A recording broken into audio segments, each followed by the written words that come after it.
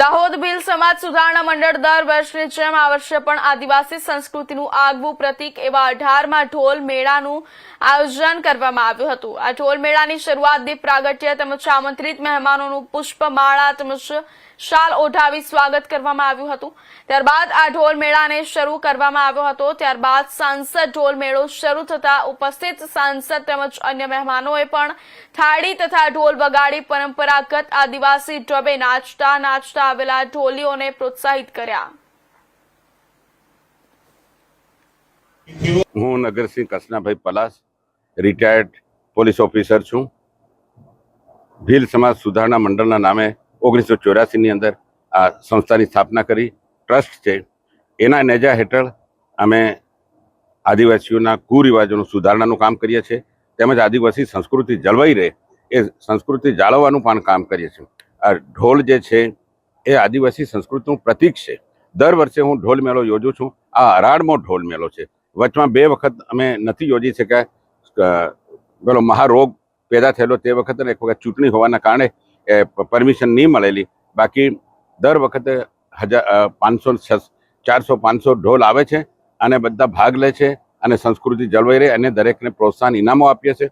શરૂઆતના 1 થી 5 જણાને વિશિષ્ટ ઇનામો આપીએ છીએ અને આ સંસ્કૃતિ જળવાઈને હવે નવા ઢોલ નવા બને છે, બધી જગ્યાએથી આવે છે અને મોજ કરીએ છીએ। બધાને નાસ્તો પાણી કરાવડાવીએ છીએ જેથી કરીને દૂરથી આવેલા લોકો ભૂખે ના મરે। પાણીની વ્યવસ્થા છે, બધી જ વ્યવસ્થા છે અને આ ઢોલ મેળાની અંદર બધા ઉત્સાહથી ભાગ લે છે। હરેક કોમના આવે છે, આદિવાસી આવે છે, કોળી આવે છે, વણજારા આવે છે, બીજા જેટલા ઢોલમાં ઇન્ટરેસ્ટેડ છે એ તમામ લોકો આમાં આવે છે। શહેરના લોકો પણ આવીને આ ઢોલ મેળાની અંદર સામેલ થાય છે અને અમને પ્રોત્સાહિત કરે છે। અમને બીજા જે દાતાઓ જે છે એ લોકો પણ અમે પ્રોત્સાહિત કરવા અમને યથાશક્તિ અમને મદદ પણ કરે છે અને અમારા સંસદ સભ્ય પણ અમને આ બધું પ્રોત્સાહન આપે છે અને અમારી સાથે રહે છે, અમને પ્રોત્સાહિત કરે છે, જ્યાં જરૂર પડે ત્યાં અમને મદદ કરે છે। એવી જ રીતે આ સંસ્કૃતિ જળવાઈ રહે। આપને ખબર હશે પહેલાના જમાનામાં અહીં આગળ વાંસળી વગાડવાનો, પાવા વગાડવાનો એટલો જબરજસ્ત ક્રેઝ હતો, એટલી જબરજસ્ત ઉત્સાહ હતો। જન્માષ્ટમીના દિવસે આખું દાહોદ શહેર એમને ગાજી ઉઠતું હતું। એની જગ્યાએ અત્યારે એક પણ વાંસળી વાગતી નથી અને એક ભૂસાઈ ગયું। એવી રીતે આ ઢોલ પણ ના ભૂસાઈ જાય।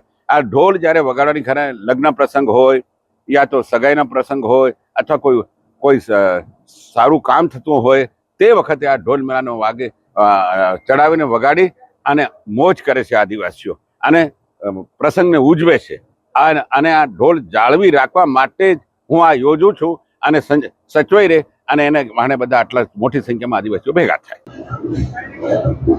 18મા ઢોલ મેળાના શુભારંભ પ્રસંગે ઉપસ્થિત જિલ્લા ભારતીય જનતા પાર્ટીના માનનીય અધ્યક્ષ શ્રી માન્ય સ્નેહલભાઈ, ભીલ સમાજ સુધારણા ટ્રસ્ટના અધ્યક્ષ નગરસિંહ પલાસ સાહેબ અને વીણાબેન, જિલ્લા પંચાયતના બંને ઉપપ્રમુખશ્રીઓ માન્ય શીતલબેન, રમીલાબેન, ગરબાડા વિસ્તારના લોકપ્રિય ધારાસભ્ય મહેન્દ્રભાઈ બાબોર, જિલ્લા સદસ્યો, નગરપાલિકા પ્રમુખ ગોપીભાઈ, ઉપપ્રમુખ અને પૂરી ટીમ, આજનો દિવસ એ દાહોદ જિલ્લા માટે અનેરો મંગલમય પ્રસંગ છે। હોળી પૂર્વે વર્ષોથી દાહોદ જિલ્લા ખાતે ઢોલ મેળો યોજવામાં આવી રહ્યો છે ત્યારે આદિવાસી પરંપરા, સંસ્કૃતિ, પ્રકૃતિ, આદિવાસીઓની વિરાસતને ઉજાગર કરનારા અમારા નગરસિંહ પલાસ સાહેબને એમની પૂરી ટીમને અભિનંદન આપીએ છીએ।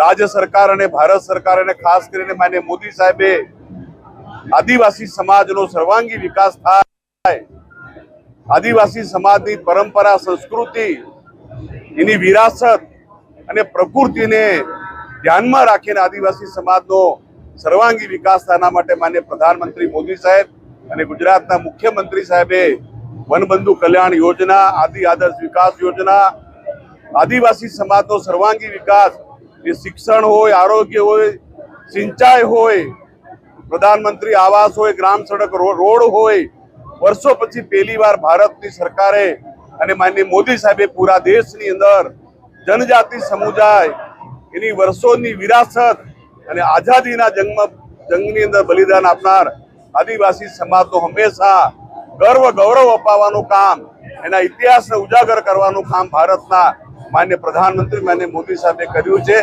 ત્યારે મોદી સાહેબની સરકારને ખૂબ ખૂબ અભિનંદન આપીને આજના ઢોલ મેળામાં આવેલા ગામે ગામથી બધા અમારા સમાજના આગેવાનો વડીલોને આજના પ્રસંગે ખૂબ ખૂબ શુભેચ્છા પાઠવું છું. પત્રકાર મિત્રો પણ આટલી ગરમીની વચ્ચે જ્યારે મેદાનમાં રમી રહ્યા છે ત્યારે પત્રકાર મિત્રોને પણ ખૂબ ખૂબ શુભેચ્છા આપી વિરમું છું. થેન્ક યુ, ધન્યવાદ.